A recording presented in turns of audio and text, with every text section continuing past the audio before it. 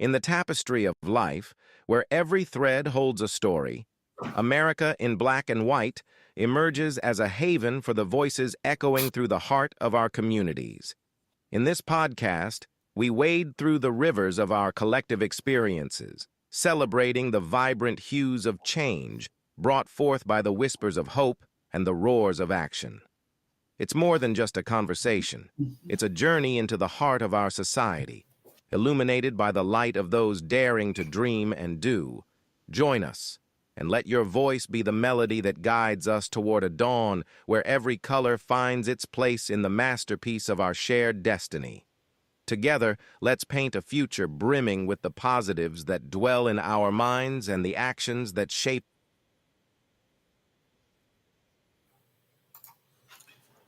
Good evening, ladies and gentlemen, and welcome to another episode of America in Black and White, where we are coloring conversations on the canvas of America. Tonight we have a very special guest. We've got Colonel Dwayne A. Whiteside is our guest tonight. Colonel Dwayne A. Whiteside was born in Greensboro, North Carolina, and enlisted in the Marine Corps in 1980.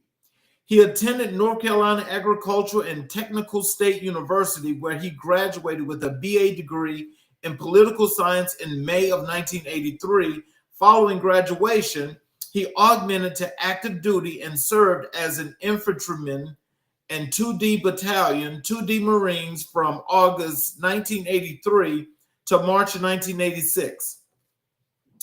In March of 1986, he transformed to Marine Corps Security Force Company's RAF St. Martin, United Kingdom, where he served as a sergeant of the Guard from March 1986 to June of 88.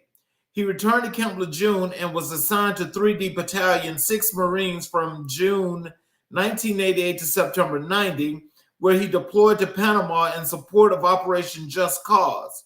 In September 1990, Colonel Whiteside was selected for the enlisted commissioning program and was commissioned as a second lieutenant on December 8th of 1990. He was assigned to 3D Marine Division in 92. This assignment included duties as an engineer platoon commander,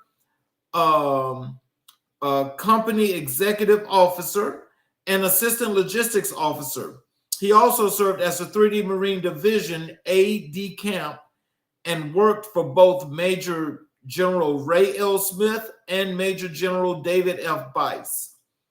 Following this tour, he transferred to Quantico and served as a staff platoon commander and engineer instructor at the basic school. Completing this assignment in 1998, he transferred to the engineer officer advanced course in Fort Leonard Wood, Missouri. In August of 98, he was assigned to 8th Engineer Support Battalion, where he served as commanding officer for both Bridge Company and Engineer Support Company. During this tour, he participated in Operation Mitch, humanitarian assistance operation in Honduras, and was selected to brief President Bill Clinton. In June of 2000, he was promoted to major and transferred to the Engineer Center of Excellence, where he served as commanding officer of the Engineer Instruction Company. Upon completion of this tour in June of 2002, he transferred to U.S. Army Command and General Staff College. Upon graduation of CGSC in June of 2003, he transferred to 3D Marine Aircraft Wing and served as Wing Engineer Officer and Marine Wing Support Group, 37 Operations Officer. While at 3D MAW, he served 2 tours in Iraq. In July 2006, he was promoted to Lieutenant Colonel and transferred to Atlanta, where he served as Executive Officer and Associate Professor of Naval Science for the Atlanta Region NROTC. In March 2008, Colonel Whiteside was selected to command Marine Corps Security Force Battalion in Kings Bay, Georgia.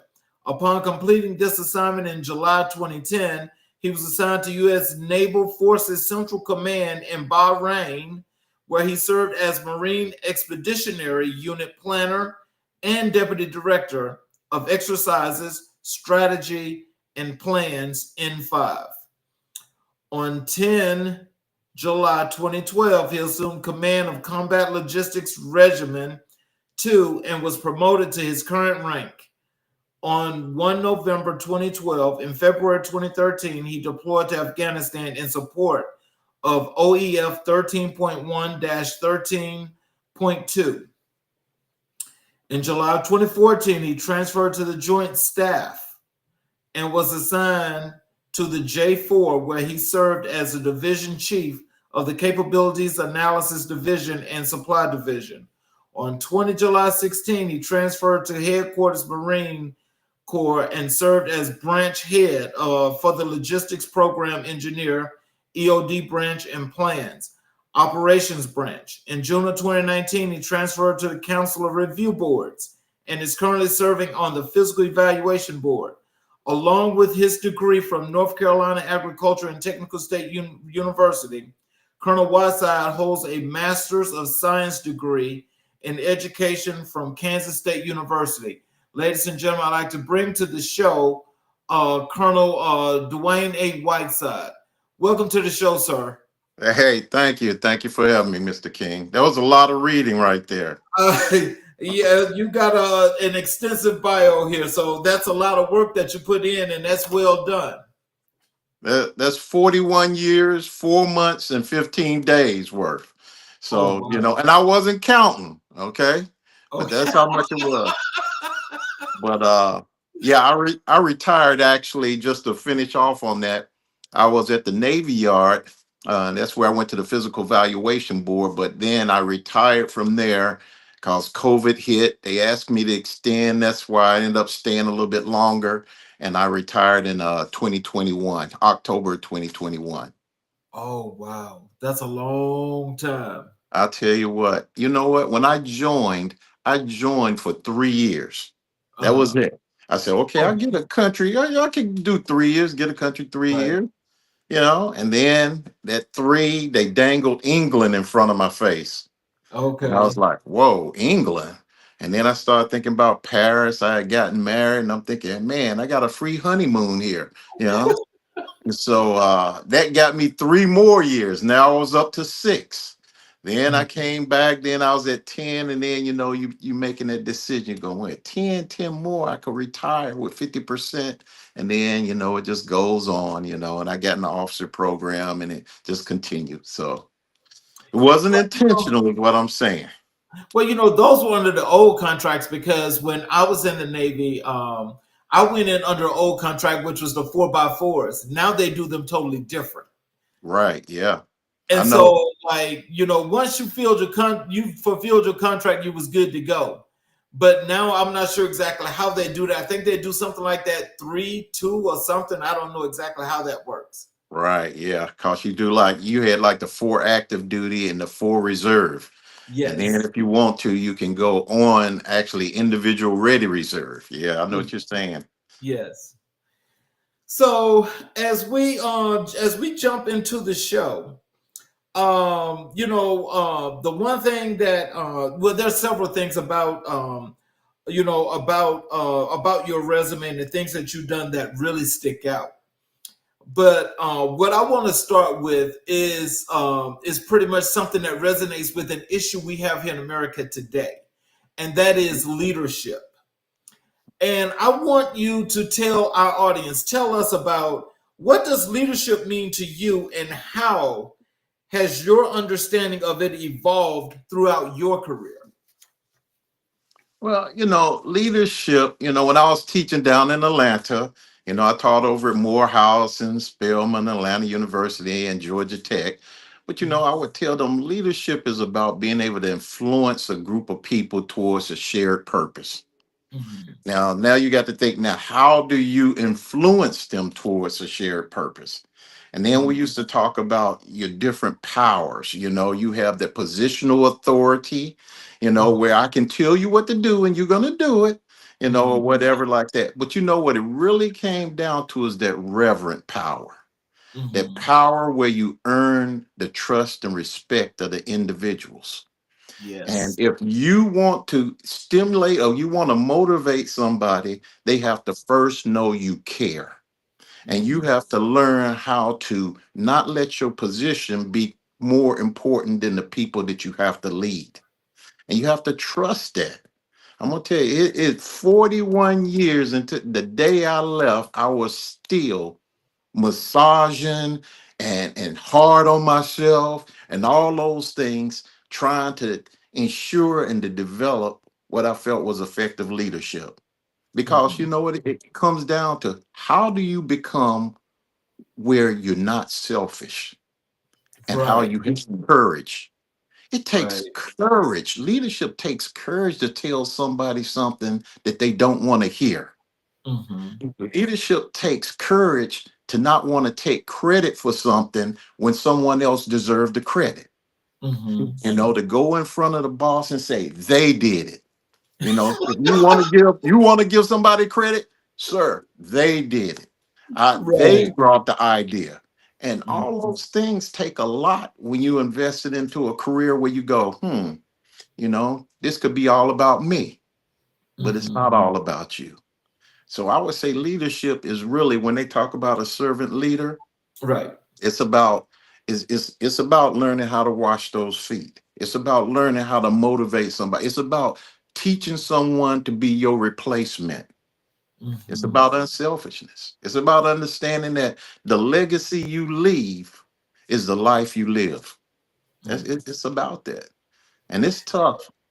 And so, like with our platform, this platform is all about, we target the underserved and marginalized communities because we want to build those communities.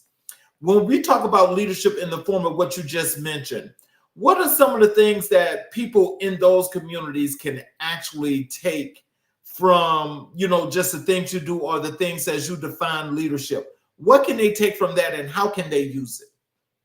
Well, as you know, it's interesting because I came from Greensboro, North Carolina. I Mhm. came out of that community. My dad used to tell me, he said he was so poor he had to look up to see the bottom. So you know what I mean? And there was times where they would fix us a sandwich. We thought everything was good, and they were like cutting off the little edges around the bread so they could make them a little mini sandwich. You know, Right. so so it was, but the one thing that he was thinking is the same thing we're talking about now. What can I do to make it better for them? Right. How can I put them in a better situation? And Mhm. so he ensured from that, never graduating from high school, even Mhm. that every one of his kids graduated from college. Wow. I mean, every one of them, two brothers and a sister, and three of us are Aggies. And Mhm. my brother, he jumped ship and went out there to another college, but we forgave him. But anyway, but I would say this: when I was in Atlanta, which Mhm. really amazed me, Mhm. I was the XO, and we had a scholarship for where we were trying to recruit minorities Mhm. because we wanted diversity. Right. We wanted the services. We felt that they are effective when you have the collective mind in the military. Right. Because everyone looks at a problem from a different perspective, and you need those different perspectives if you want to be totally effective. That's what we believed.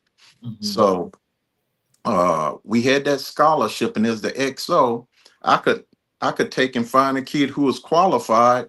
If they were qualified, could write it up, send it down to Navy headquarters, and boom, I could have it without having to go through a long process.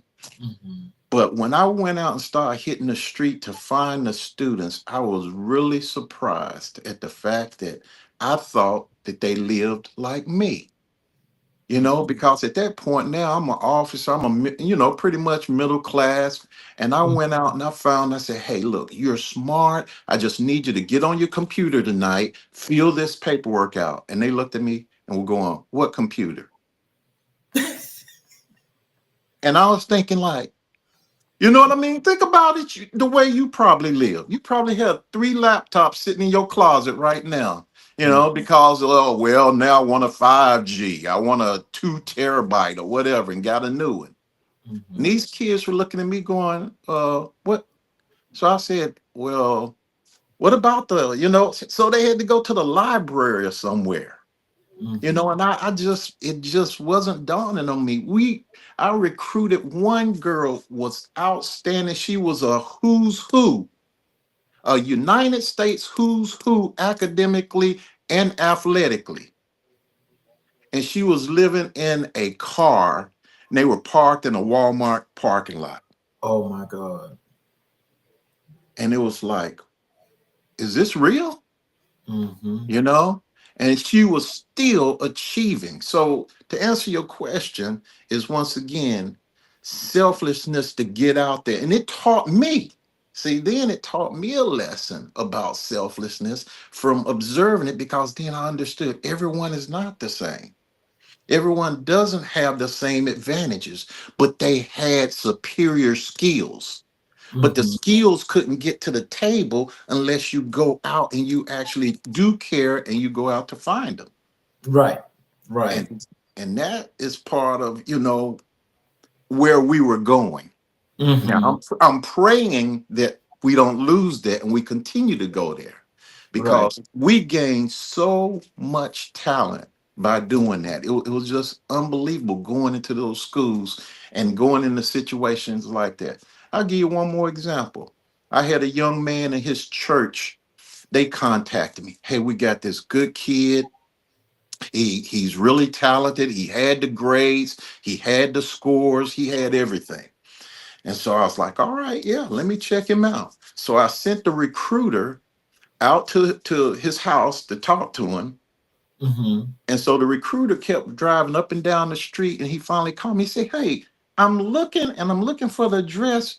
I can't find this kid's house. And so then he stopped and he asked somebody. He said, yeah, you just passed it. He went back.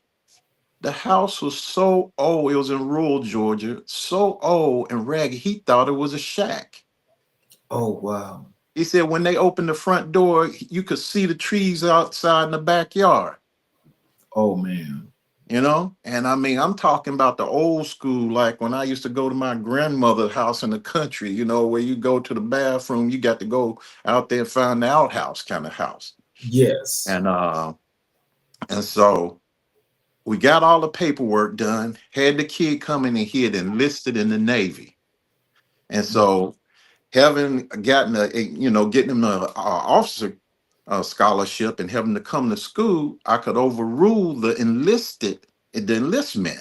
Mhm. So his church contacted me and said, hey, look, before you do that, let him finish, because at least now we know he has some food and he has somewhere to go. Right. So I waited till he finished boot camp. He was up in Michigan or somewhere, Illinois. But when he finished, we brought him in, and when we showed up, he had no clothes or anything. He had what he had on his back. Mm. And once again, talented. So I'm saying that, going back to what you're saying, it's out there. Mhm. But sometimes you got to get on the ground and you got to go out there and find it. You have to Oh find yeah. it. And for those who are out there, is to understand there are opportunities. Now, I Mhm. know the opportunities might be getting a little bit scarce now. It's not like, when we were like really beating the bushes to find them, Mhm. but connecting the opportunities with the talent Mhm. was kind of the challenge, Right. because you don't know what you don't know. I didn't know. Right. If it wouldn't have been for, somebody saying, hey, there's a thing called an officer program where they come, because face it, some of those recruiters don't feel comfortable coming to certain locations. And with Right. me going to HBCU, some of the recruiters may not have felt comfortable coming on to HBCU if they didn't grow up and understood what it was. Right. Right. Yeah, and so like I know that in the underserved and marginalized communities, I understand how there's a lot of divisiveness and so forth. But I think for those that are actually trying to do some things to put something together in order to have some peace, have an environment that's really conducive to living and wanting to be where they are, which is what, again, that's part of what our platform is. And my thing is, I just want those that, especially listening to you tonight, as we're talking about leadership, is like, what do some of those people do in order to let people know that they are leading or they are leadership caliber? What are some of the things that they should do in order for people to, to take heed and follow? Yeah. You know, a lot of it I see too, depending on their vision, Okay. is there's opportunities out there. What I saw, and I'll give you an example of leadership. There's Mhm. like STEM programs with the Navy, the Naval Research Laboratory. And then Mhm. they had a whole separate branch where they were trying to go into HBCUs or underrepresented communities. Didn't have to necessarily just be a HBCU. You know, Mhm. there's other underrepresented communities. And when I retired, I started a business. And one of the first contracts I got was working for the Naval Office of Small Business, where they were Mhm. trying to do just what you're saying, an outreach. Mhm. And I called up all the HBCUs or whatever, and then got with the different departments that the Navy had that was looking, we're doing this outreach. And I'm going to tell you, I was amazed. The Mhm. disconnect in the individuals knowing about it and the Mhm. disconnect of the folks who are supposed to go out and find the individuals. Mm. And then I'm gonna tell you now, this is the one that hurt me. I'm gonna tell you, this one hurt me the most. Mhm. So one day I was sitting in the meeting and I was listening to them talk, Mhm. and I heard one of them say, "Well, we can't find anyone when we go there who's really qualified." And I'm thinking, well, where are you going? Mm. You know what I'm saying? Where are you going? Because I can go and so to answer that question from the other side, and then I go back, is also having the right people who look, Mhm. who has the empathy, the drive, the compassion, and to understand the differences in different communities. And for Mhm. those students, going back to for the individuals, is for the individuals, whatever they do is to understand there are opportunities. This, Right. regardless of what this government or this country says, they're going to need leadership in the future if we're going to compete with the world. That's that's Exactly. that's that's just the bottom line. You're going to need talent to compete with the world, and it's going to be the whole rainbow of talent, color of talent, the people of talent, the personalities of talent, all of it is going to be required to be able to do it. Mm. So, the one thing is not to give up and know that there are opportunities out there.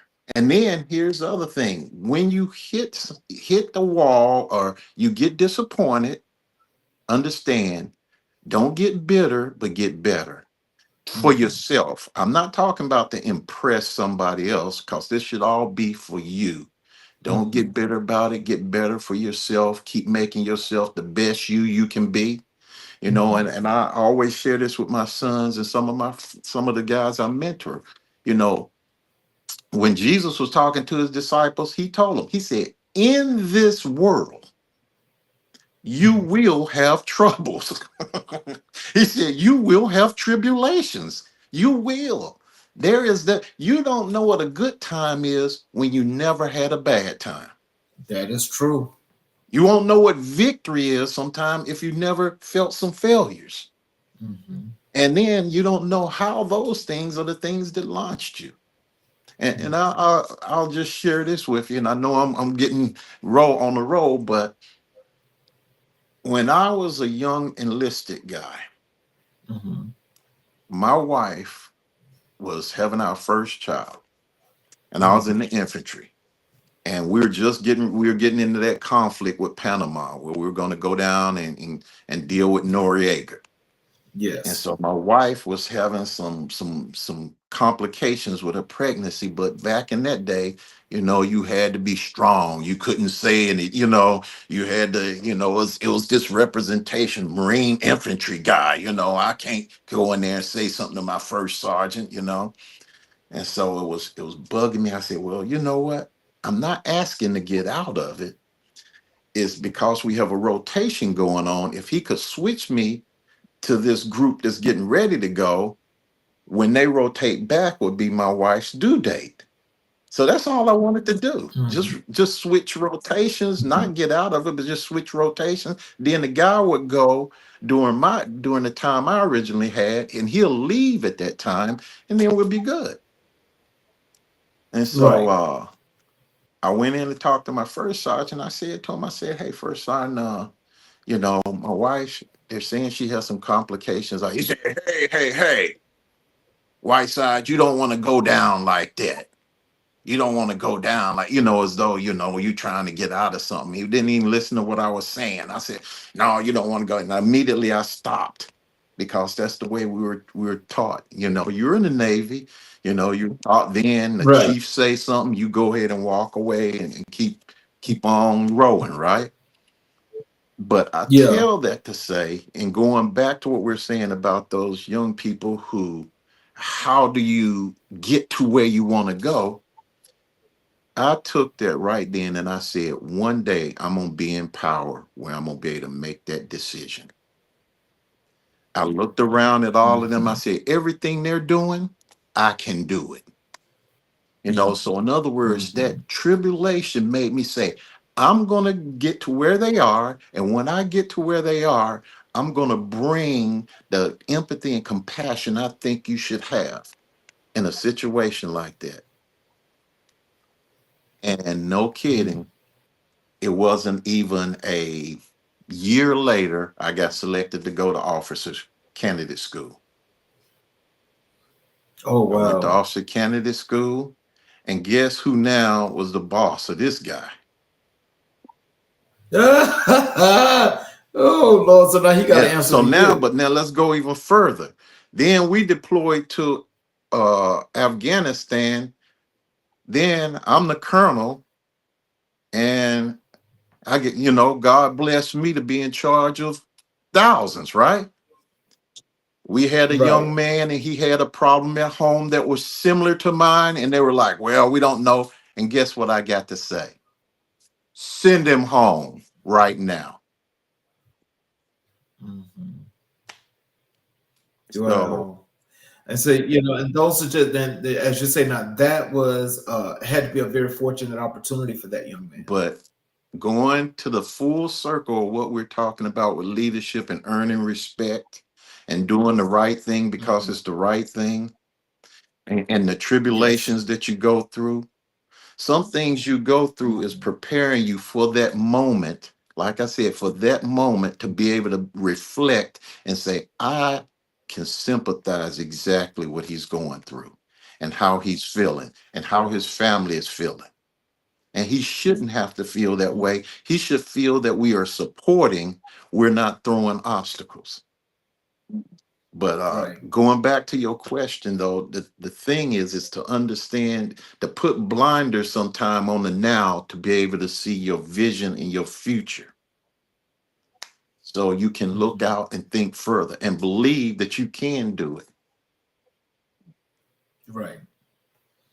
So, can you share a specific experience that taught you a valuable lesson about leadership? Well, that was one, but Mhm. this is another one. Is about be angry, but don't sin in your angry. Anger is an emotion, but always keep your Mhm. emotion or try to under control. And because they say it's better to have self-control than to take a great city, right? And I Exactly. was down in Honduras, and I felt like the commander was treating me unfairly. And I Mm-hmm. had went, and you know how you start talking to yourself. And man, I had pumped myself up in my head at that time. I think I was a captain, and I pumped I'm going to go and I'm going to say something. You know what I mean? I've had it, and I'm going to go in here and Mm-hmm. I'm going to say something. And then, Mm-hmm. right as I got one on one with him, where we were together, it was just like this calmness came over me, and I didn't do it. You know, Mm-hmm. I didn't do it. But I Mm-hmm. say that to say, in that moment, that decision would have had the far reaching implications of my entire career. So, Mm-hmm. by allowing anger to trigger me to the point where I would have gotten out of who I was. So Right. that was like one of those where I walked away and I said,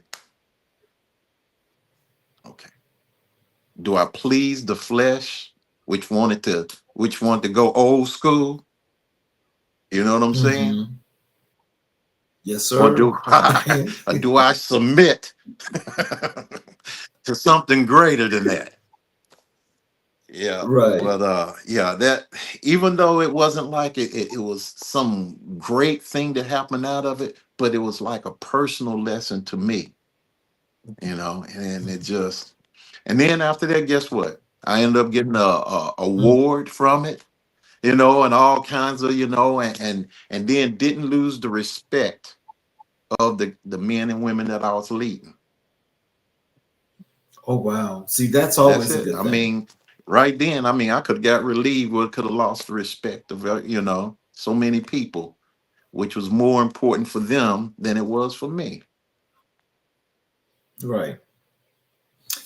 Um, how do you define success in your role as a leader? Yeah, you know, and that's a really good one, because I mean, that's one that I used to sit around when I was a young guy and would talk to my aunt, and she would look, she was, man, you young to be thinking like about that kind of stuff. But you know, as I look back, the greatest success I have, I feel to myself now, is that I was able to learn to just be consistent. You know, I never, I mean, Mhm. and I thank God for this, that I learned to be consistent. Just the guys who met me as a lieutenant thought they were talking to the same guy when I was a colonel. You know, it was Mhm. no difference.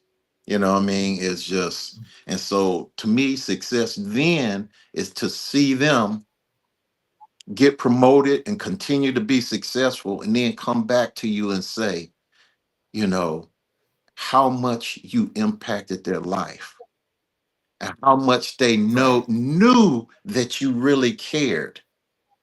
You know, not just some, Mhm. you know, just using them for your progression, but them coming back and saying that they really know and they felt that you cared and you were steady with that. You were consistent with it. And I think the biggest thing there for me for success, that was it. Because I'm gonna tell you something too. When it's over, it's Mhm. over. It's like when I talk Right. to guys who know me now and they see me, I'm Mhm. like, Colonel is a nickname. When you, it's a nickname. When you're gone, you're gone. You know what I'm saying? No Mhm. one's coming over and looking for and take charge of some kind of a mission or whatever it is. You're a guy who just sitting at home, and the only thing going for you is whatever you left, the fingerprints that you left on people to want to reach out to you, want to know how you're doing, want to be around you, want to go and fellowship with you or whatever it is. That's your success then, because the uniform comes Yeah. off. And I think a lot of Mhm. times we don't realize that, I don't care, even if you get caught up for 40 years, the uniform's coming off. And you have to be you. Yep. That's who really defines you. You. Not that uniform. There's a lot of senior officers, senior enlisted out here. And guess what? They go to Walmart. Some young guy pull right out in front of them. Hey, old man, get out of the way. You know. So, So, in your opinion, what are the most important qualities of an effective leader? you know, and I think this is a big one right now. Is you we talked about before. You have to care. You have to have compassion. You have to have character. Character does still matter. I know I hear guys say, well, no, character still matter. When we were in the military, just like when you were in the Navy, what would we say? We say if somebody got caught doing something a little shady, but they got away with it, we'll say, don't worry about it. If they lack character, it's going to come out. Mhm. And guess what? Most And certainly it will does. come out. Yes, it will. And let's Yes. and face it, it's going to be, and they're all things, there are going to be temptations to do things that's not right and all that good. But you got to define to yourself, who are you? And that quality Mhm. is you have to, number one, you got to really push yourself to care about people. You got to have that compassion. And You have to. as you Mhm. mentioned that about character, because that is important. And we know that if you've got character, and that means then you've got sympathy, you've got empathy, you've got ethics, you got those things that let you know that you've got a caring thing about yourself.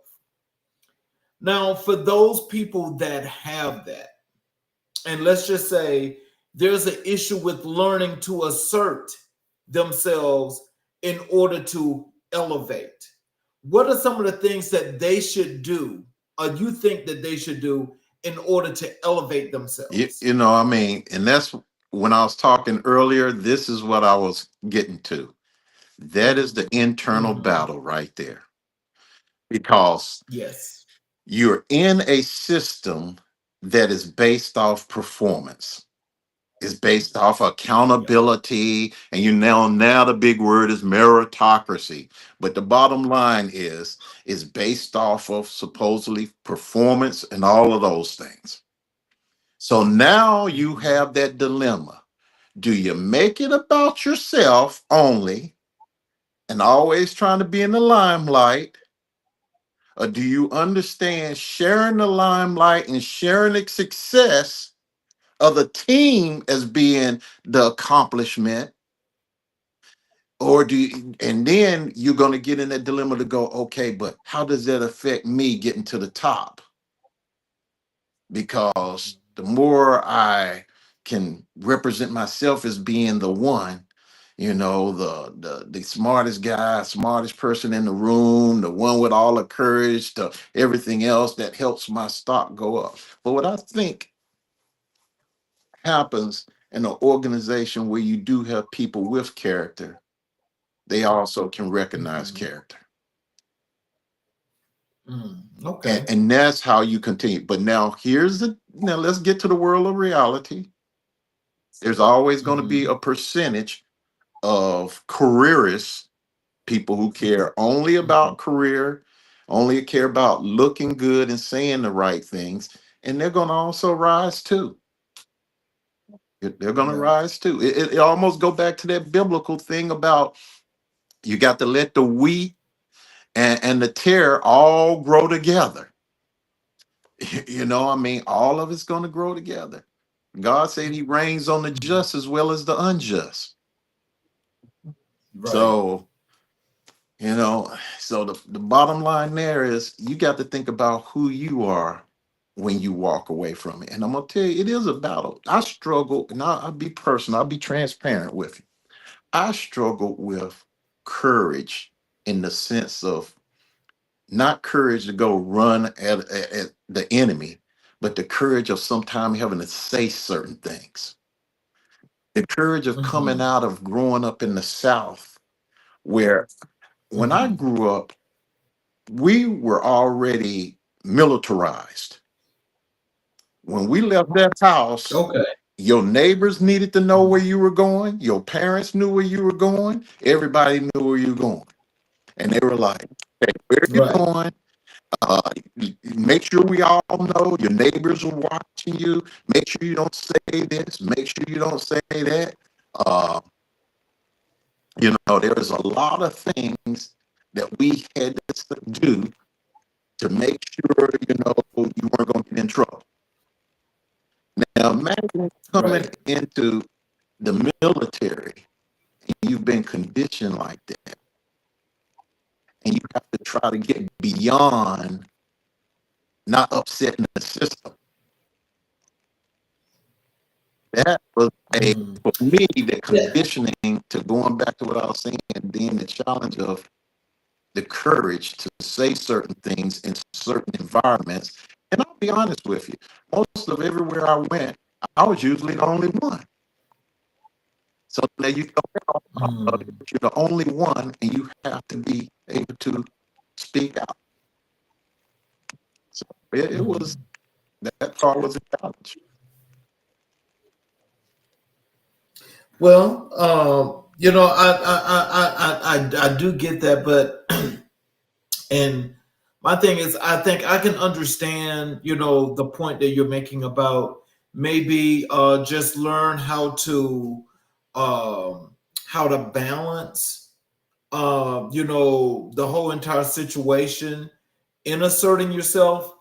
But I think just depending upon, I think the Navy, well, I do know the Navy is much different than what it would be like to be in the Marine Corps or the Army, because basically those two branches kind of like are one and the same. The mutual exclusiveness is just there for the natural assertiveness of what just had to get done and what they were trained to do.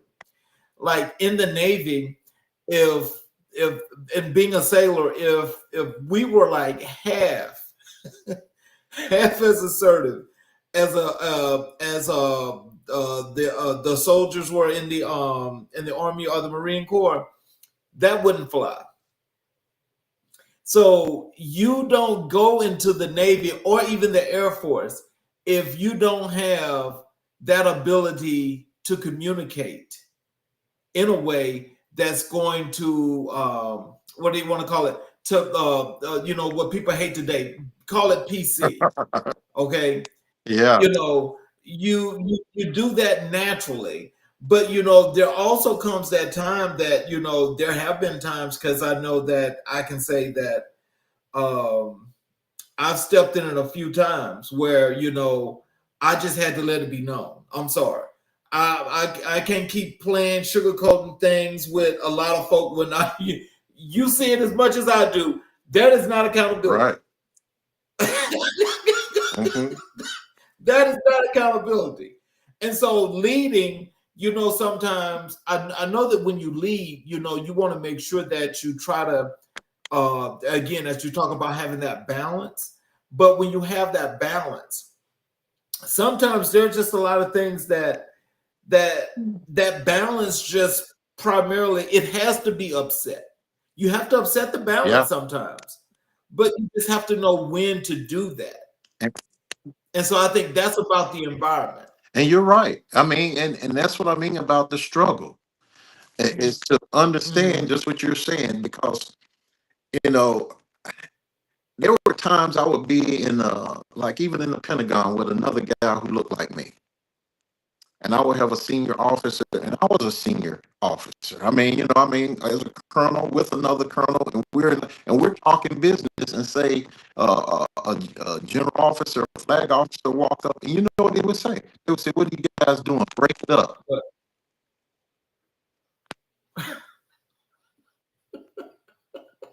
It, it, and so you see what I'm saying about it. And so for us, it was like it was complex in trying to negotiate some of that. Sometimes it was like, okay, two senior guys talking in one of the largest office buildings in the world, who are responsible for a lot of serious stuff. And the Right. concept was, so now we're trying to dig our way out of getting beyond that because, like I said, I'm an older guy. I came up when it was put it this way. I went to A&T. A&T was the Right. city guys in Woolworths, and I'm from Oh, Greensboro. So I'm saying, and I was born in 61. So it's nothing to me. At 68, oh, Martin Luther King getting assassinated, Kennedy, you know what I mean? Actually living and breathing. So then now you have to take and try to change that old adapting to something else. Where you also see where a system that had adapt to a perception also that needed to change. mhm. Just like him saying, "Hey, what are you guys doing? Break it up."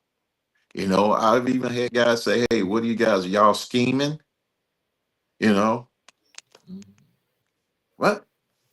So what I'm saying is, and I'm not trying, but I'm saying that was the complex part of trying to go, okay, now in that, I got to find me.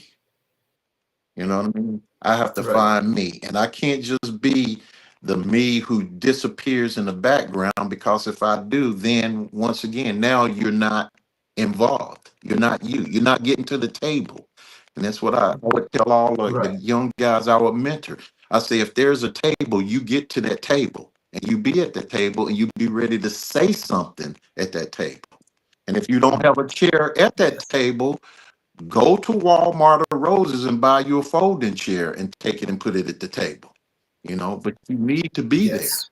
and you need to be willing. And then as Yes. the generations have changed, you need to not take my baggage. And that's what I try not to do with Right. my two sons is not give them my baggage. My parents and all of them, they did what they had to do during that time frame. Now I got to make Mhm. sure that I don't restrict my kids and being that way in a different time frame. So, Right.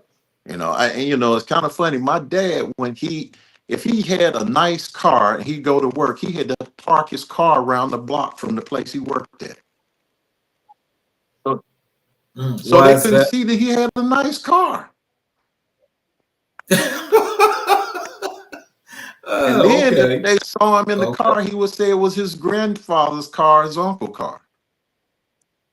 So what I'm Mhm. saying is that's how deep the programming of what they had to overcome, to and so in that arming us, and then what some of us had to overcome in that generation, my generation of what I'm saying is to be able to push through, to be able to make sure that we're no kidding relevant because we want to be relevant for the next generation of everyone and in the way everyone would even perceive who we are because we're talented.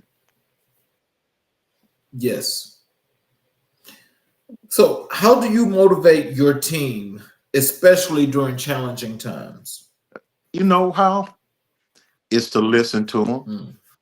And then when you listen to them and they have a good idea, you act on the idea. You don't just say you're listening. Mhm. And when I would when I was at the Pentagon, I would bring my team together in the office and I would say, okay, if one person could do this, what we are required to do and achieve, I said I could send every one of you home and I'd be the only one here doing it. And I say, we'll save a lot of money. You're talking about efficiency and effectiveness.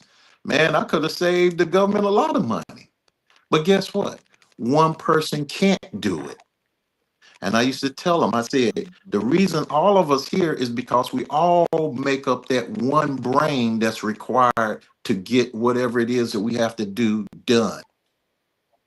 And that was it. And I'll tell you, one time when I was deployed to Afghanistan, and we had a dicey situation that was going on, and it was late at night, and we were trying to work our way through it. And I had this one young female lieutenant, and she said, Why don't we do X, Y, and Z? And maybe we can do this and we can bring them into this and we do that. And I looked at her and I said, that's a good idea. That's what we're doing. I'm gone. You see what I'm saying? And I intentionally did that to say, I Mhm. have confidence in what you just came up with. So, Mhm. and then, and I mean, and she just lost her mind because she, oh God, they taking my idea. No, you came to the table with the best idea.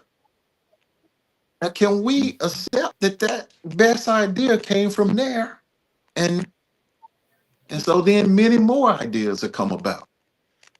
But yeah, that's what I mean. Sometimes you're not the smartest person in the room. And you shouldn't think that you have to be the smartest person in the room. You have to be the one who understand and bring the wisdom, knowledge, and understanding to the table to listen to all of it, to understand when it's a good or when it's a bad. And you are always an instructor and a teacher. As a leader, you should be prepared to be an instructor and a teacher and try to ask the right questions. Not just ask a question, but Yes. try to ask the right question. And then that's how you just, to me, that's how you keep it going. Let's transition over to entrepreneurship and tell us what inspired you to explore entrepreneurship alongside your military career. Well, you know, it wasn't intentional. It was when I Mhm. retired, uh, I was at home and I'm telling you, and I was like, okay, that's it. I'm 100% retiring. And then I had a guy who I worked with at the Pentagon. And he was working with a company that was working with the Navy Office of Small Business Programs. They had a contract with him. And so he called me and said, man, you can't retire and just, you can't do it, man. He was really saying, after all the experience and the stuff that you've done, well, nothing like how you're so good, but it's just like, well, God has blessed you to be involved in so much stuff. And Mhm. and so he just kept going and he would call back again. And then he said, well, okay, I tell you what, we want to bring you on as a 1099, and we want you to do that outreach where they outreach to underrepresented communities, for also small Mhm. business programs and go to the colleges and present it to the colleges and try to bring it together. And then, right then he hooked me. Because, of course, a HBCU guy, and all that good stuff. So when he said that, then I said, well, then just being a 1090, why don't you just start your own LLC? You've taught leadership. I taught it when I was in Atlanta, and you've lived a whole life of leadership. This is what you've done your whole, entire, most of your life. So I decided to start the Whiteside Group, LLC. Then I went through a Mhm. bunch of classes, of course, learned how to write a capability statement, started going to different governmental organizations, outreaches, to NASA, to all the different places, and just start really reaching out to them and writing proposals. And believe it or not, my youngest son, the guy's really a good writer, so he became my proposal writer, and we did it, and we got a few contracts. We got a contract with the VA. Wasn't in leadership. It surprised me, but it was doing, computer training and stuff, which also I was into the education thing. But and so really that's what got me out there and really thinking. And then you had organizations that would really help you. You had the Minority Business Development Agency, with SBA, and you had all these other resources that would help you, your local resources that you could get to. And but I'm gonna tell you what I learned. There was a lot of work. That wasn't, Yes. and there was a lot of work for some no results from it. Writing all Yes. those proposals and reading all those solicitations and a few times getting burned, and all that, and a lot of little money up front or whatever it was. But I think what it wasn't so much about the success of getting any of that. To me, I go back to, I think it was about me. And what I mean by that, I was getting to the point where I would have my glasses like this and be looking for them. Hey, where my glasses at? And I think it was it was just to say, you need to keep moving and thinking. You need to keep going. Mhm. And then over the past year, I've been working down at Quantico for the Marine Corps um, Center for Lessons Learned, doing that as a contracting. But that was the biggest, that's kind of what got me. And it wasn't like some big desire where I say, I want to be my own boss, and that. But now as I look back and I see guys who are getting out, I do encourage them to say, hey, you ought to think about this. You bring a lot to the table. But I think the challenge now is everybody is kind of confused on where we're going. What's happening. Do they even put out solicitations anymore? Yeah, they're kind of like they're not as much as they used to be. They're very, very sparse because there's all that nepotism that's going on. So the little bit that's out there, the few crumbs that's out there, you got to fight to get some of them Yeah, crumbs. you have to have endurance. Yeah, you do. Can you share an entrepreneurial venture you have pursued and what you learned from it? Well, it was a couple of them that I did where, but the largest one was it was a leadership package for the Air Force. Mm. And it came out, and once again, now I'm like in elementary school, just a little bit above kindergarten. So, Okay. like I say, my son, we're doing this stuff together. He's writing the solicitations. And what I learned from that venture was how you had to build a team. Mhm. When I looked at their solicitation and what they were asking for, general officers, they want this kind of training. For their senior enlisted, they wanted this. And they wanted you to get on the phone and give them one-on-one mentoring and counseling, once a month and all of that. And so what it taught me then was, okay, who do I know? So it went from, once again, I went back to the concept of you don't have to be the smartest one in the room. Now it's about who do you know and who you reach out to. And then went back to what we talked about before. Not only who do you know with character? Who do Yes. you know that you can trust when it comes to money? Mhm. Because when you start putting money into a mix too, there's it gets a little bit wiry after you Mhm. do that. So Ooh, tell then, me about it. that was the big one. So I had to I reach out and what skill does this person have? And I knew them and I said, okay, I know they're good at this. They can do X. This guy is a retired general. I need a general on the team with us.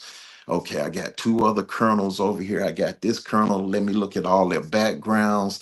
The backgrounds are solid. They sound good. I can put all of that in our solicitation, and really, that was the biggest lesson. And then we made it through each step of the evaluation. So then that was exciting because it was like, whoa, we're making it to the final review, you know. So, but then somebody gave Mhm. a unrealistic price that I believe was unrealistic for what they were asking, and they went with the lowest offer. Yeah, which Oh I'll kind wow. of. Well, they say, with a lot of folks I know that when it comes to that bidding process, a lot of people will intentionally underbid, but not underbid so low, but underbid enough to where they do win Yeah. bids like that. And I was surprised because I mean we weren't like we weren't going outrageous or anything. I thought it was actually pretty reasonable. Right. Mhm. How do you balance the demands of entrepreneurship with your responsibilities as a leader in the Well, military? actually, like I said earlier, and I should have did what I told you and updated that resume, but now, I'm retired.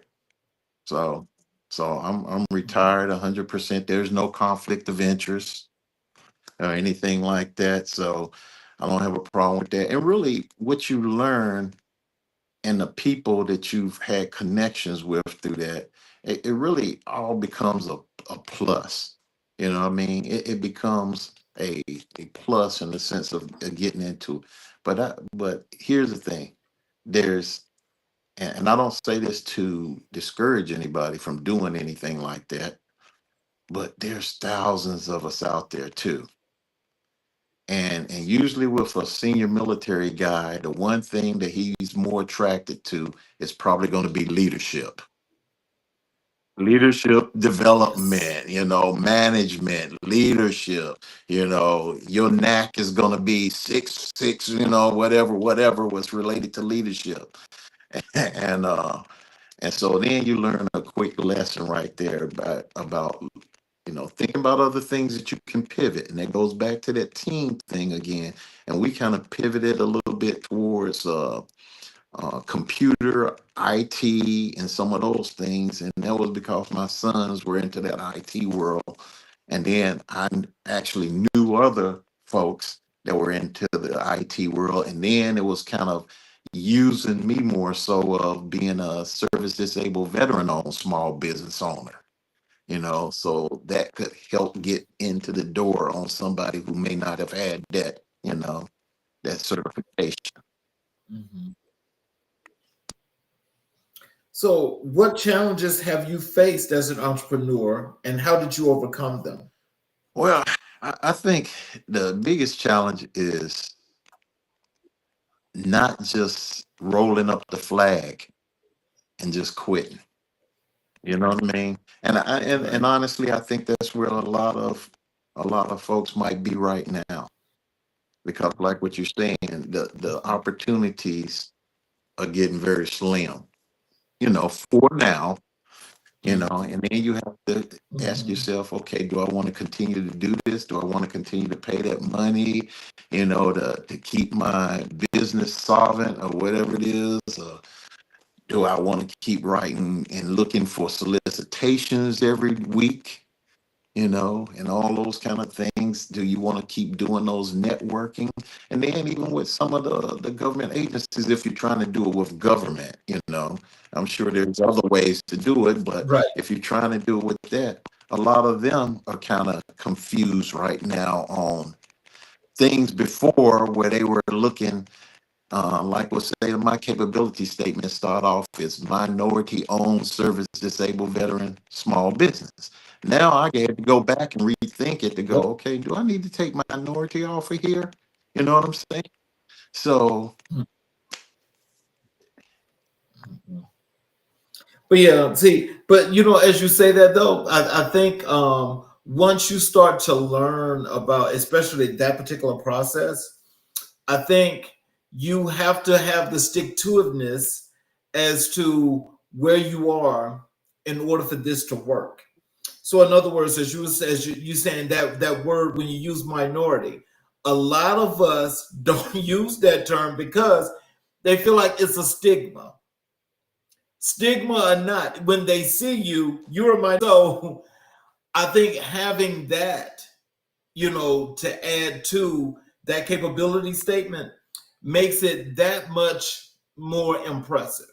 I'll just put it to you like that. Because when I got a chance to do my capability statement, and for all the things that I reach out that I can do, I had the capabilities of doing. I felt really proud about it. I'm still proud about it, but I also know that because there's that expansiveness, because they say pick as many NAICS codes that's relative to your business. So you could pick them all, you could put them there, you can have that capability, but because you have that capability, depending upon who's doing the reviewing, it's going to say Not this Right. time. So you get that letter in the mail stating, oh, well, this is what happened and this is how we saw this. And, next time try to add this or whatever have you. Just some little cake stuff to say, okay, well, we saw you, we see you, but we ain't seeing you right now to Right. bring you in. That's it. So, but that's how the game is played. But still, in all, it doesn't take away from the people that want to be entrepreneurs. And I think, again, as we're speaking to you, and I had another colonel that was from the Air Force that was on the show, and pretty much we were pretty much along the Right. same lines as where you are right now. And what we were talking about there is that again, you could clearly tell the difference in the branches of service. But for those that ain't been in the military, they wouldn't know what we're talking about. But you could clearly see the difference in the branches because like how you're talking about the way you guys had to operate between your Army and Marine Corps services. His was a little different in the Air Force, and what I experienced in the Navy was a little bit different. The thing is, when people see military, this is why they think of Army and Marine Corps, is because you guys are the get it done group. You know what I'm saying? So it's like there's an advantage to that, but I don't think a lot of people see that or understand it. There's an advantage to that. And that's why I think, as I have you on the show tonight and talking about your experience, is why I want the people out in the audience to actually get an understanding, that, we have so many different ways that we have to do things or approach things, but to not give up and to not quit is Right. where you got to be. You got to have the endurance. You got to keep going. Yeah.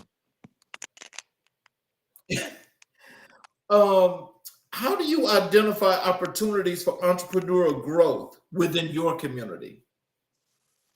Thing that for me, was kind of like the same thing with the military. You have to get with someone who has more experience than you have. They constantly, look for somebody. You get used to you being the mentor. Now you have to look for some mentors. You have to look for opportunities for you to grow yourself in terms of knowledge and understanding and all those things. And that's what I started saying. Because I just jumped right in, and in the beginning, it just seemed kind of, well, okay, the guy contacted me. I didn't have to do any work.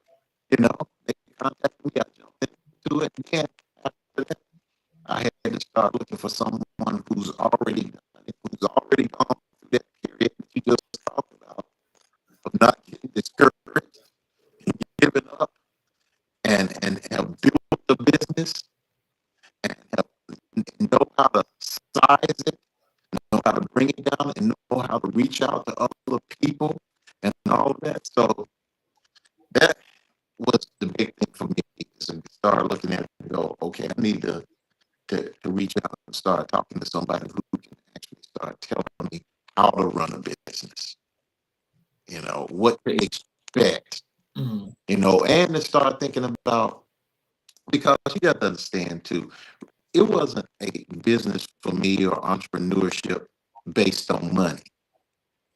So it wasn't like, Mhm.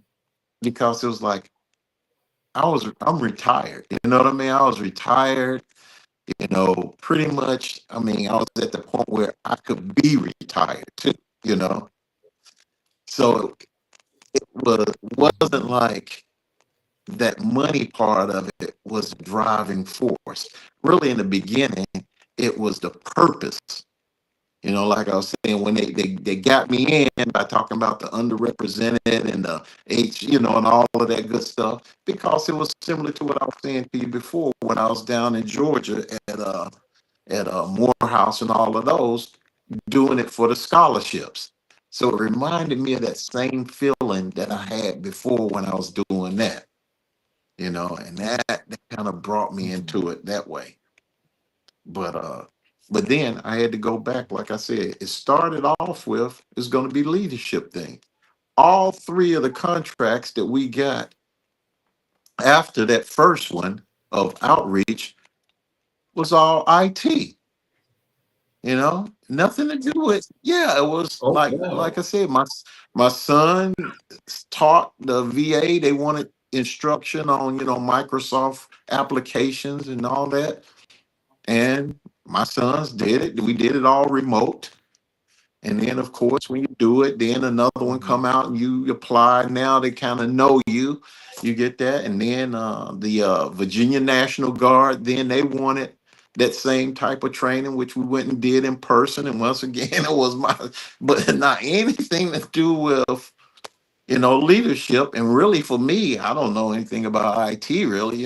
So the only thing I was kind of the face and the guy who had experience to talk to people, to be able to go there and like before the session would open up, I would be the guy who would kind of talk to them. Hey, this is what we want to focus on. We want your success out of this, and do the elevator speech, and talk to whoever the main contracting officer is. That was my role. But an actual application of it, not a major player. Let's move over to community advocacy. Why is community advocacy important to you, and how did you become involved in it? Well, and I think it goes back to where you come from. You know what I mean? And Mhm. going and like I told you, where growing up. And I'll use example like HBCUs back during the time when I went to college. And community, once again, the word community and community advocacy. Mhm. Even at Mhm. Morehouse, and this was years later, I'll go over to those guys. Morehouse, and Mhm. that's a renowned institution. I mean, that Spelman, Morehouse, those guys, very respected. I mean, it was honor being there Mhm. with all that history. But do you know that they had a program in the summer that if you didn't have the back then, if you didn't have the math scores, or you weren't strong in math, you weren't strong in English or any of that, they would bring those students in the summertime and take them through a course. And if they passed and went through that course and did everything they needed to do, then that would give them another opportunity to be able to apply and to be accepted. Oh, And it was wow. just like, okay, this is a college that don't need to do that. You know what I mean? You can sell off of your name, Mhm. but it still had that original intent of trying to give everyone an opportunity. Now, going back to my Mhm. school, North Carolina A&T. North Carolina A&T, you back in those days, you could almost have a SAT that didn't even register. You know what I mean? Mhm. It could be like they got a blank paper and you got two on it, you know. But they would bring you Mhm. in the summertime, just like what Morehouse would do, and they would take you through math, take you through some science, take you through. And if you went through that summer school and you did that, then what they would do was they would build your schedule where they would take it slow and build you up and would have a plan that you would be able to graduate, even if it took more than 4 years, but to get you through community.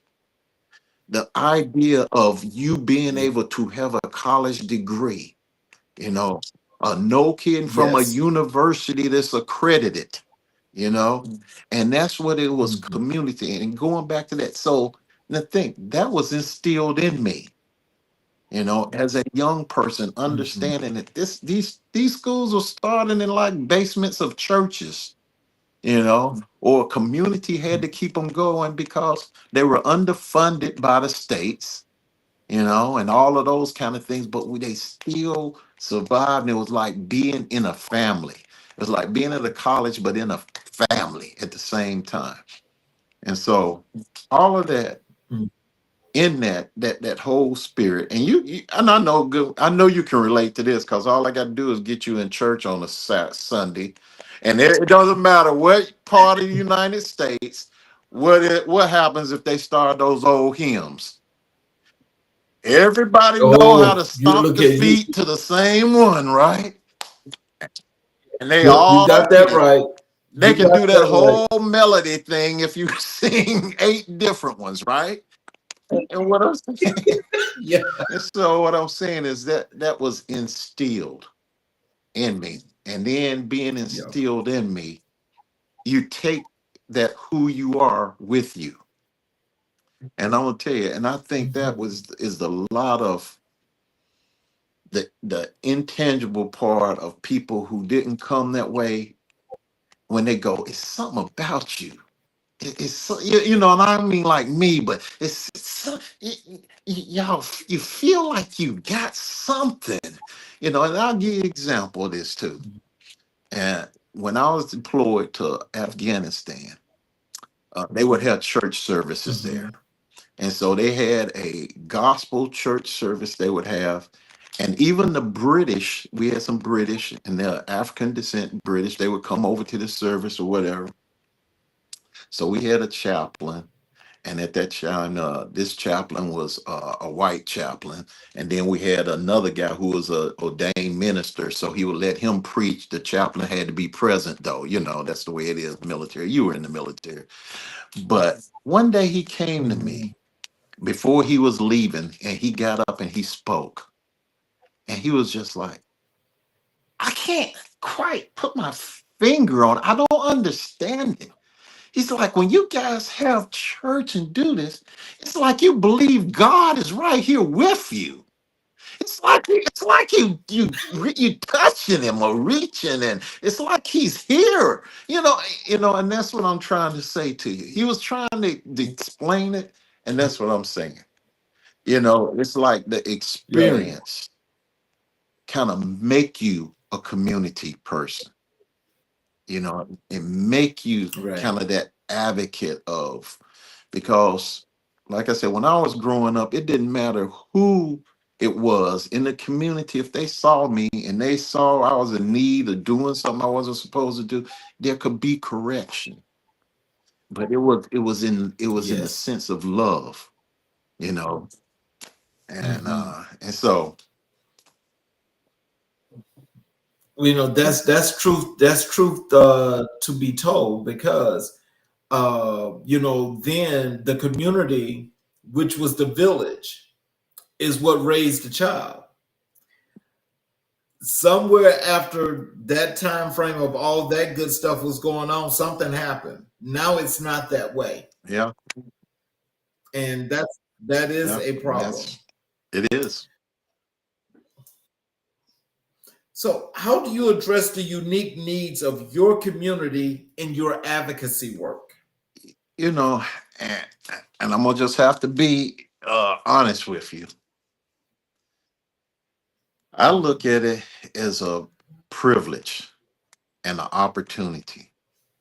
And I know, kid, and I get down and I pray about it.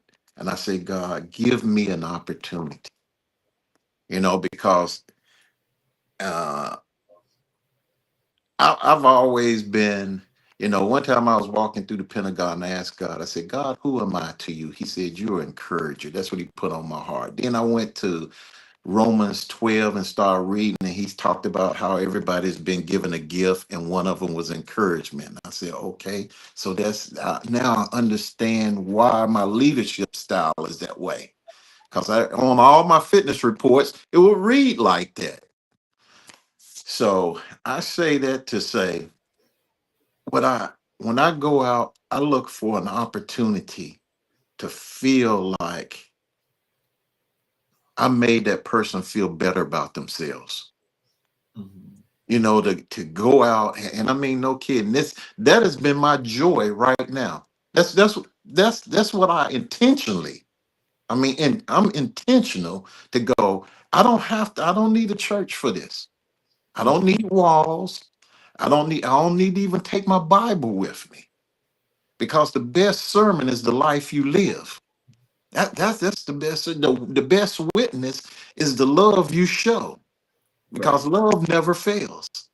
Yeah. And so the thing that I get excited about, and in terms of the community, is go out there and just be willing to listen.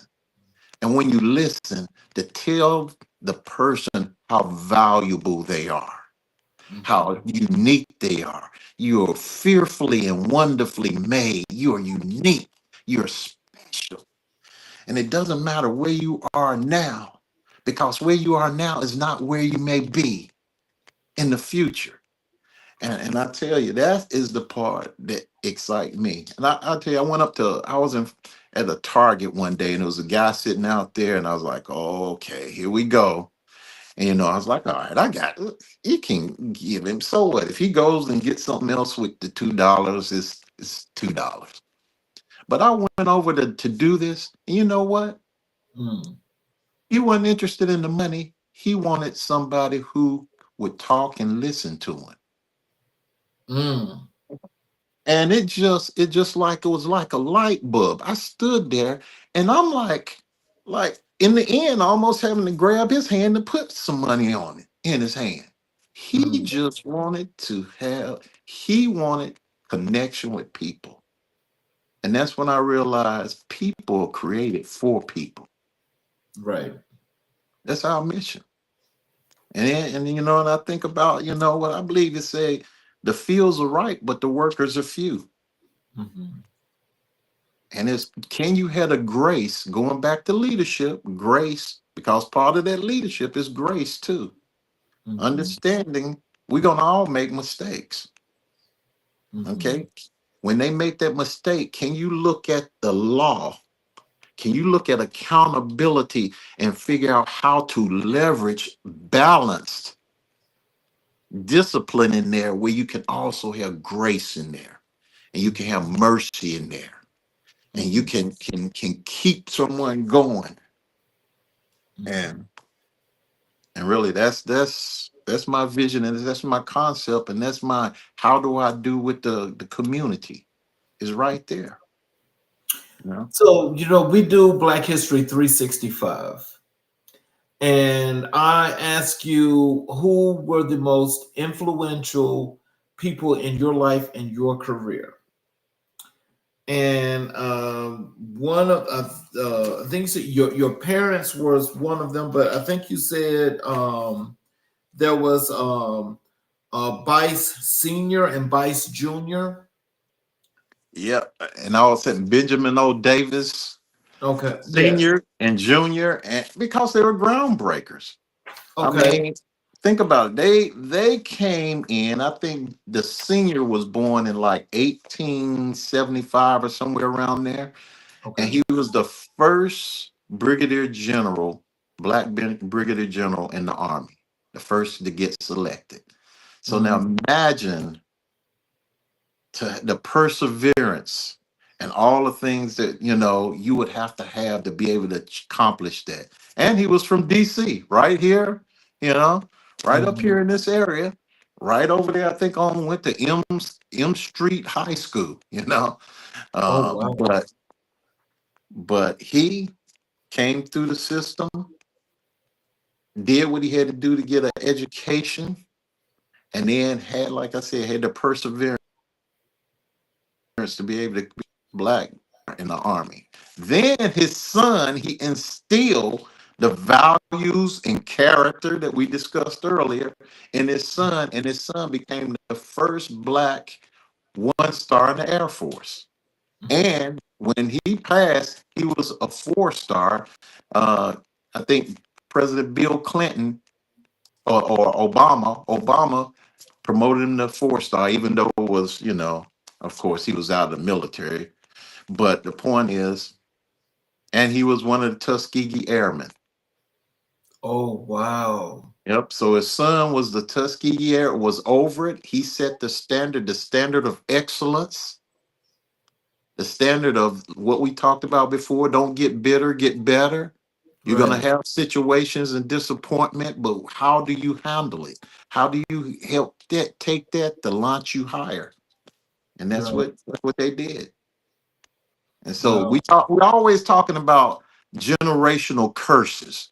Mhm. I know you know that because we're gonna always, but generational curses. But look at what his dad did in flipping the switch of the generational curse. Yeah. And what's the chances of one guy being the first general in one service and your son goes and be the first general in the other service? True. So, with the things that they have done, how have their experiences transitioned into you and the way you operate? Is once again, it showed me about intentionality and that endurance and having that positive attitude and understand that you're going to always have things to happen in your life. Mhm. But are you going to let, it's just like we talk about with the past. Are you going to let your past prevent you from getting to your future? Are you going to let tribulations pull you back? Are you going to be able to be controlled and keep your eye and then think about what you're doing is not only for you, but also for those who follow you? And I think those are the big things that I took from them is no matter what, they carried themselves with class, they carried themselves with dignity. Not that they were pushovers, don't get me wrong. You know Mhm. what I'm saying? Not that they were pushovers and had to, go somewhere and hide in a corner. No, they stood tall. They Mhm. they they became the professionals they needed to be for them, Mhm. because one thing I could not stand before I got out is when I would hear like one of say a minority senior officer say, "Remember, you got to work harder." I said, I understand that might be a reality, but that's one I'm not taking with me anymore. I will never tell my son, you got to work harder. I say, you got to be the best you can be. That's Mhm. what you go be. And if that can't be accepted, then guess what? Walk away and go be the best you somewhere else. But this Right. whole work harder philosophy thing, I'm Mhm. done with that one. I put that one away. That's a 60s thing that I'm not taking with me anymore. But getting back to it, they understood that you had to deal with tribulations and they stepped up and they carried themselves in a way that they showed even during a time of hardship and challenges, they still made it to that level. So, how has their legacies impacted your leadership style? Is and they kind of go back to what I was saying before about that time when I was angry and I'm gonna tell him. Hmm. You see what I'm saying? Hmm. And then I had to think to myself, how many times did they get smacked over the head, or was in the academy for a junior, Benjamin O. Davis, and the thing he was like isolated. I think he was like only the second. He was the second African American to go to the academy, and Hmm. they just totally isolated him out and all those things. Think about all the emotion and anger and everything that was probably built up into him. But he thought about the bigger mission, Yeah. and then that's what kept going through my head. What's the bigger mission? And then I'm gonna tell you, for being a Christian, it's like a three-dimensional world because you're dealing with the world, you're dealing with your flesh that want to tear some stuff up. Let's be honest. Don't Hmm. be pretending like, oh, that means, I'm sitting there, oh, with Fred Hammond playing 24/7. No. And then you also want to understand that God is sovereign. So when you don't get your way, you got to go, okay, but then you got to understand that might have meant that he didn't mean for you to have that when you wanted it. You see Hmm. what I'm saying? So then you dealing with all those kind of emotion because that's all required for your growth. Hmm. So yeah, that's So, if you could ask them one question today, what would you ask them? how did you have the self-control?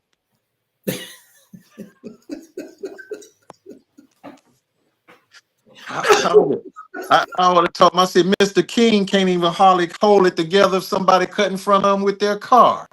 He'd be out there blowing and we'd be there, caught him on his podcast. So how did you have the self-control to go through what you did? Were you thinking of the future, you Mhm. know, or what you were doing? Did you feel that it was a calling that was bigger than you? Mhm. So, in closing, um, what are some of the things you'd like to leave with our audience, including how they can connect with you on socials or maybe going to check out your website? What are some of the things you'd like for them to know? Well, I'm on LinkedIn, so if you go on LinkedIn, Dwayne Whiteside, and I'll tell you what's so amazing, all the connections I've gotten has been from LinkedIn, even with you. Mm-hmm. From I write usually as the Lord leads me, I write posts and I put posts on there, and I'll tell you, you will be amazed at the number of people who will come and you know, and I don't care if it's one person who looks at it, I don't care if it's two, I don't care whatever it is. I sit and I really think, God, what is it that you want me to say? How can I encourage somebody? How can I do it? And I'm gonna tell you, I will go down to the Quantico or the base or somewhere, and I've even had general officers to come up to me and say, hey, I read your posts. Mm. I've had people who I don't even know will walk up to me and say, hey, I don't know you, but hey, I read your post, man. Thank you. You know, whatever it is. So LinkedIn, I'll try to stay active on there, and I try to keep it business, Mm-hmm. but I'm gonna wrap my business and who I am, and who I am is a a committed believer because he's been faithful to me. Right. And but the biggest thing I would say that I learned is learn how not to be too hard on yourself. I used to be extremely hard on myself. I could give grace to everybody else, but for me, to myself, would just, I mean, I can remember I was a colonel with like years of experience. I mean, had been in command, been to the Pentagon and all this, and I went to sit on a promotion board and almost had a panic attack. And I was like, what is going on here? And I can remember hearing this voice inside saying, you're too hard on yourself. Mm-hmm. And I had to learn how, you got to learn how to back up and then understand life isn't about being miserable. And when you die, there's not this big boogeyman sitting there waiting to tell you everything you did wrong when you were down here, because that's not the way it is. Is that we have a God that loves you, that you are special, you are fearfully and wonderfully made, that you are he desires to spend eternity with you, and he has showed us mercy and grace. So stop being too hard on yourself. Mm-hmm. You know what I'm saying? And then and understand that you're not trying to win a Nobel Prize, Nobel Prize, Peace Prize. Mm-hmm. What we're trying to do is be in a relationship with someone who wants to see you be the best you that he created you to be. Mm-hmm. So stop thinking you trying to win a gold medal running for the Olympics or something. Be faithful and be who you were created to be. That's what I would say. Well, I want to thank you again, Colonel, for your time. And, it was an honor to have you on the show. And we definitely got to have you back because I wasn't able to get through all of the questions, but we hit the majority of them. I All want right. to thank all of you also that were out there that's watching the show. For those of you that are looking to get the message is what we started out with leadership is when I say it's about building communities, I want you all to understand that when we talking about building your communities, this is where you guys, there's one individual, maybe two individuals, get together to form that team that the Colonel mentioned. Form that team. Create the mission, and then execute. But the thing is that the Colonel mentioned as well is you got to be consistent, because consistency continues to make the foundation to where, as strong as the foundation is, you can build up as high as you want to build. Together, you're strong. Divided, you won't last.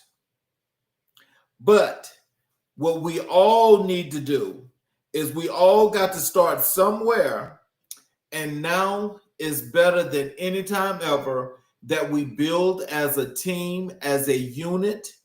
We unify as a community and stay strong. Together, there's no force that can stop us. Divided, we won't last. So I say, let's work together as a team. Let's make this mission be what it's supposed to be.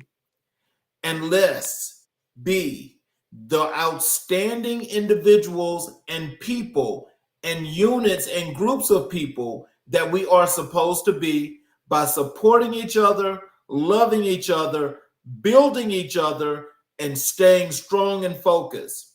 Because if we got vision, we've got everything.